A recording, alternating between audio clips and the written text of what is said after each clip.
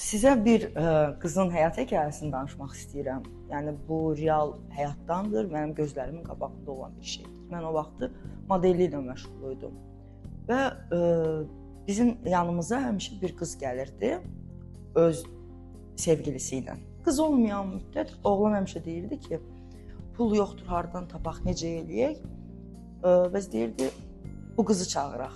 Qızı çağırırdılar, qız tibb universitetində oxuyurdu. Qız imtahana hazırlaşırdı, çox istəyirdi qəbul olunsun və gözümün qabağında nətər istifadə etməyən bir insanı, tibbdə oxuyan bir cavan qızın həyatı bir tüstüylə məhv oldu, mən gördüm. Oğlana aşiq idi, onu sevirdi, ona güvənirdi. Yəni sevdiyi insana insan güvənməlidir. Amma sevdiyimiz insanları düzgün seçməliyik. Bu qız o istifadə eləyirdi. Buna dedi ki, bəs istifadə elə, sənin zeynin açılacaq, metamfetamini.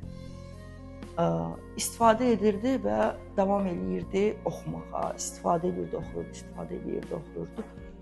Sonra bir uzun müddət keçəndən sonra qızı çox pis bir vəziyyətdə gördüm. Artıq ağlını itirmişdi, bədbəxt günə qalmışdı və bu şeyə mən onun o ilk atdığı addıma mən şahid olmuşdum.